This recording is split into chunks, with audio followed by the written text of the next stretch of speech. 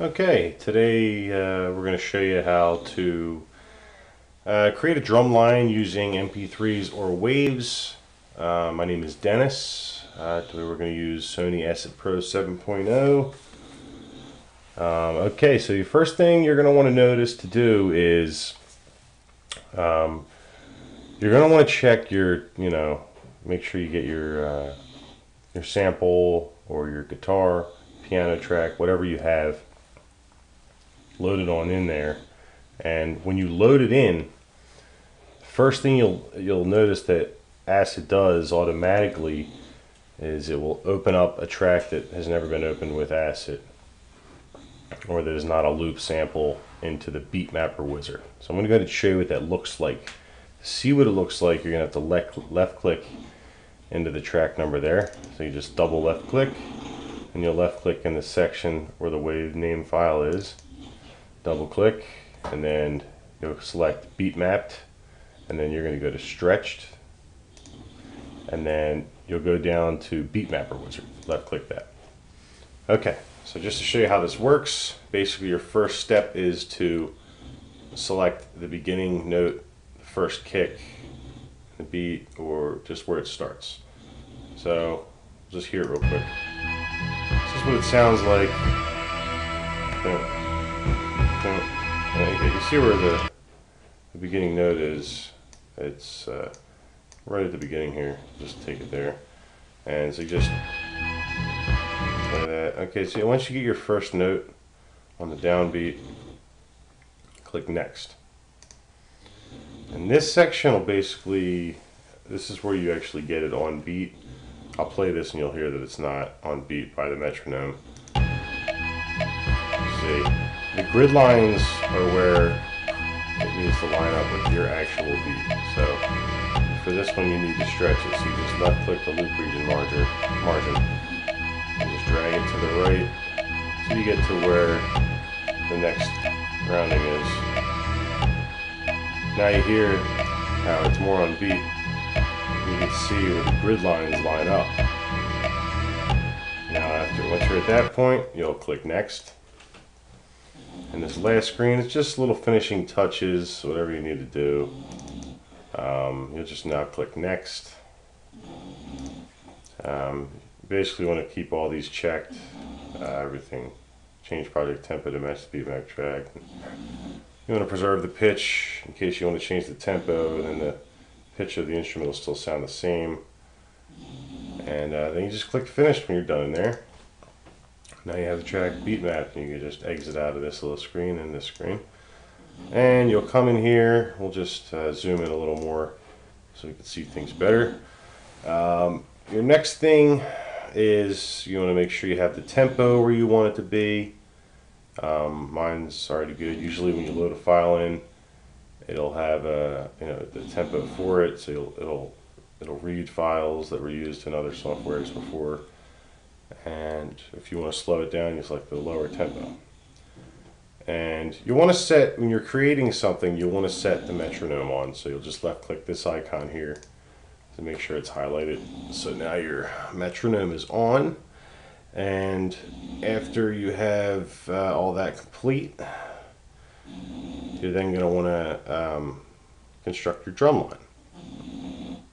And to do that, you'll just want to basically use on the bottom left hand side, use your Explorer to access the files in the program. So mine is, you see where it says desktop, my computer, wherever you have your files, just scroll down to that, and mine's in wave samples here. And what I like to start with is the kick. Is usually the thing you want to start with, because on a downbeat, the kick's the first thing you hear. So we'll go ahead and select our kicks folder.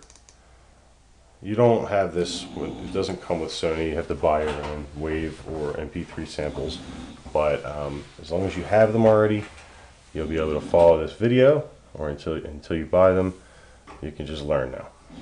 Okay, so what you want to do is select whatever kick you want. We'll just select BD2 double left click it, it gets the track on the screen for you. Just hit the plus sign one time to even the track height out. You see now they're both even. And you want to make sure when you're adding in everything, you want to enable snapping by left clicking this icon right here, the little mouse, and the right arrow, down arrow to it. Just left click that and you'll see how you can separate the notes. I usually pick either 8th note or 16th note. So we'll just select 16th note for now. And you'll want to select your paint tool. Same thing here. You can select the notes. And this is the length of the actual drum sound. I'll show you what that means in a second. And now that you have your paint tool selected, you will I'll just, as a note, if you want to, when you add on your files, let's see, we have there, we'll paint in our first little kick here, and you'll see that that's not, we'll zoom in here so I can show you, that's not quite the full length of the kick. Now if you want to make it longer, you can just select the right arrow on the enable snapping and go to 8th notes and just delete that by if you right click you can delete the file. If you left click it'll paint the file. See now, if you select 8th note here as well, so you delete, paint. Now you see that it's on 8th note, it paints more of the note. See there? If you just let this on 16th, it doesn't make a difference. But here it selects the length of the actual note. So we'll just go ahead and delete those. We only need the one. But we'll make the screen back to the full size for reference. Okay, so there's our first kick. And your kicks are, you kind of see where the kick comes into the beat. And it's usually going to be the first 1.1, 2.1, 3.1. Once you got those selected, we'll play it back for you. Every one here. Okay, now we got our kick in there. Now we're going to add in our snare. I'll show you. We'll go into our snare section. Snares, and we'll just pick Baby Runner. So you just double left click that. Again, hit the plus sign to even the track height. Your snare is going to be usually in between the two, the 1.1 and 1.3, 2.1 and 2.3. And that you can see that little line there. Just make sure it lines up. So we'll get our snares in there real quick.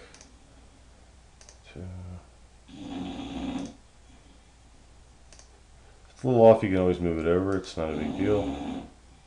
And if you need to move it over, you'll just select your draw tool, the pencil, and you can just click it, move it over a notch.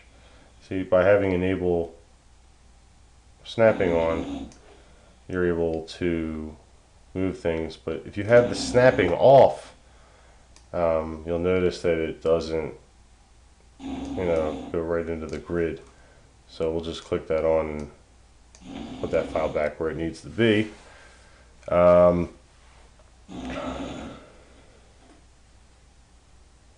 And if you want to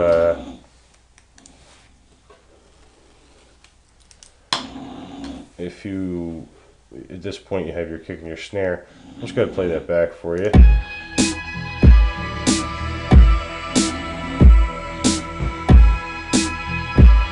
At this point you can usually turn off the metronome because the kick and the snare are kind of like a metronome.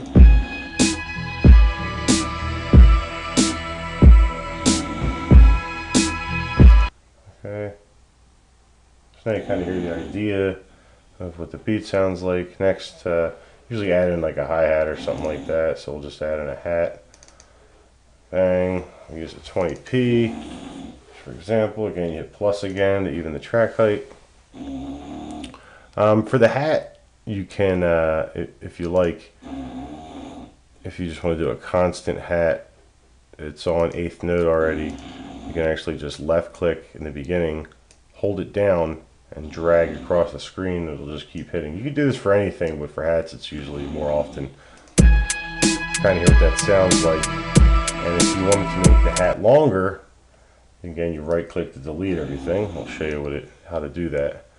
You just go ahead and select 16th note, and that'll actually make it faster.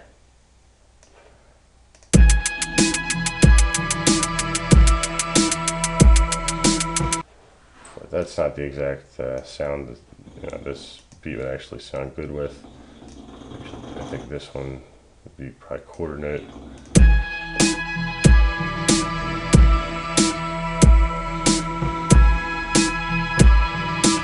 And you know, it all depends whatever you want. It's not, you know, whatever you want it to sound like. If you wanted to double this entire track, you just pick your selection tool, you left click that, and left click over the top right hand side of everything, and you just kind of highlight everything, and then you right click, copy, select to the next beat region, right click, paste, and then make sure you set your loop region here so that way it goes to the end of the entire beat, and you see how that works. Next thing I wanted to show you is how to create a folder track. So we'll go ahead and select insert and then folder track. And you'll notice that what we call a folder track comes in here now, and it's nice because it kind of organizes things when you go to mix down or whatever. So you just left click whatever track you want and drag it right into the folder. We're gonna drag in our entire drum line. So now you see everything's in a folder, so if you're just mixing, you can actually make that smaller.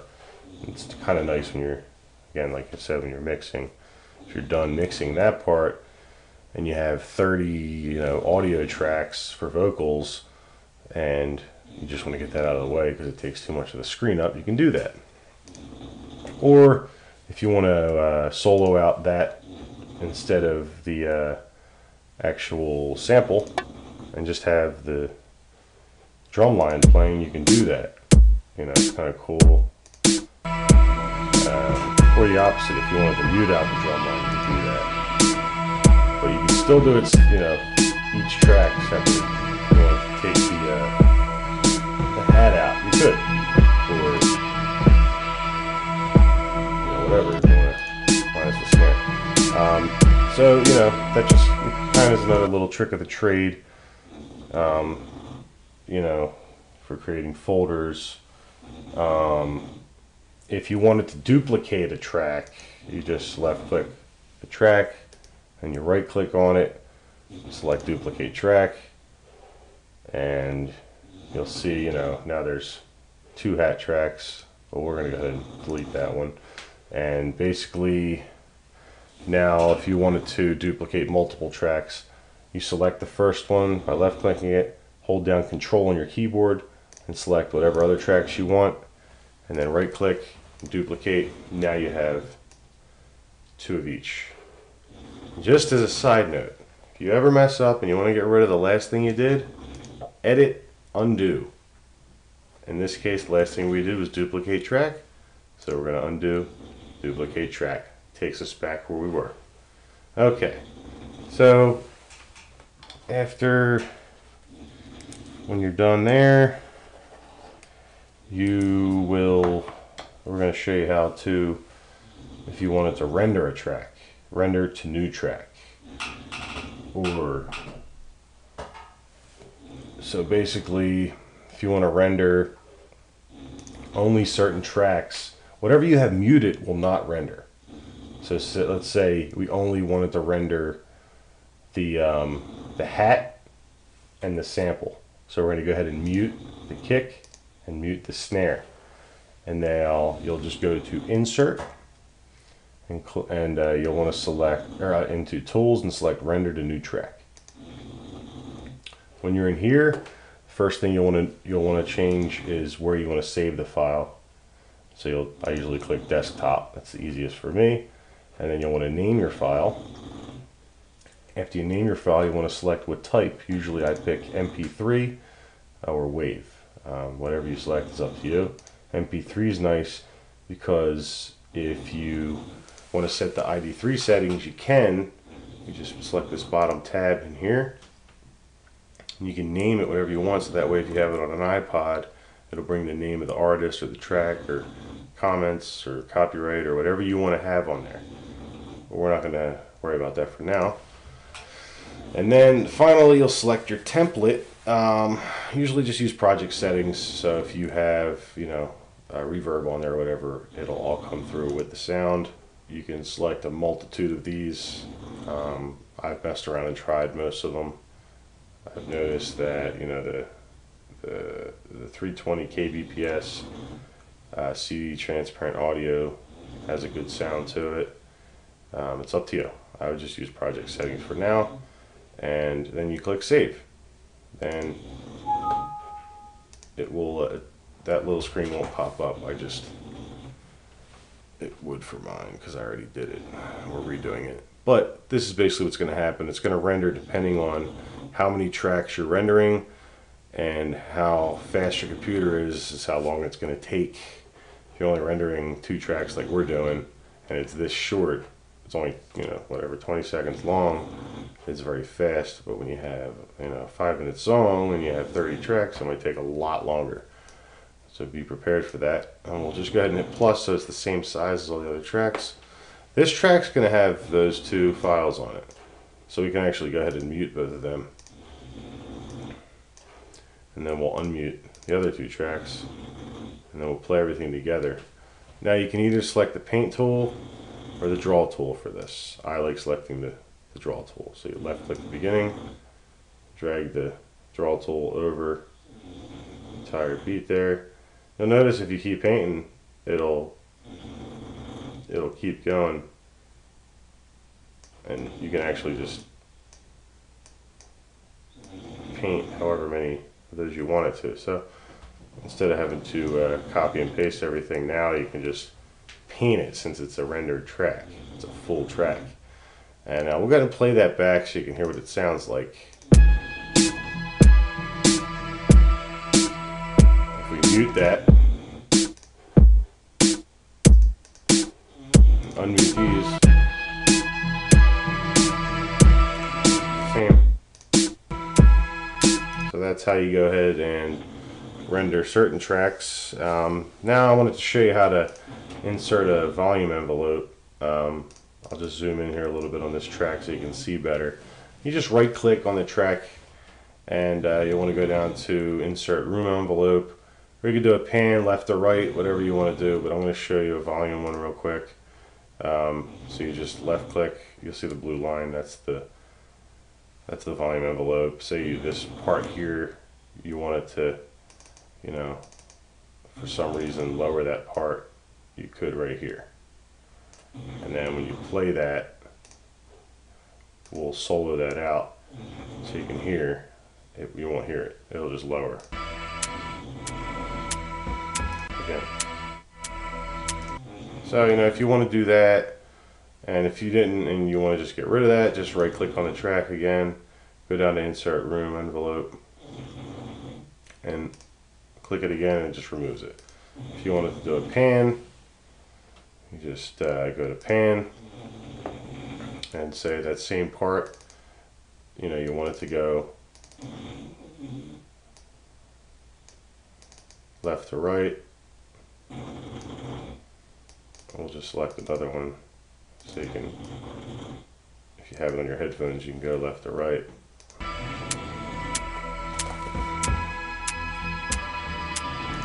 And, you know, it's kind of neat little, you know, tidbits on the software. And then when you're complete everything, if you want to you know, render the entire track down, you just go to File. Again, first set your loop regions so they're around the entire beat that or whatever section of it you want to render. Then click File, Render As, or Real-Time Render. The real-time render it's exactly what it says. If it's a 20-second track, it takes 20 seconds to render. Render As might be a little faster. So we'll click Render As, and then just, again, select where you want to save it. Desktop, name the file, again, MP3. If you want to do the ID3 settings, you can, or if you want to select as a wave, then your project settings. Make sure you select render loop region only. Save project markers with media file, and then you just go ahead and click save, and it'll render it. So we'll let that go real quick. This one might take a little tad bit longer than the last one since it's all the tracks. And that's basically it. It's done. You can hear it here. I'll click it for you.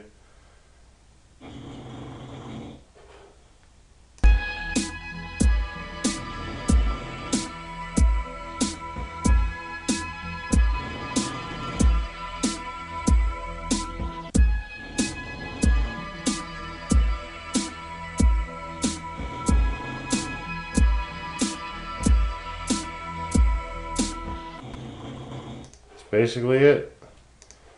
And let me know what you think of the video. Again, my name's Dennis. Apologize for my dog snoring in the background. She insists on being in the room when I record, so it is what it is. So thank you for viewing. I appreciate it. I hope this answers your questions. Have a great day.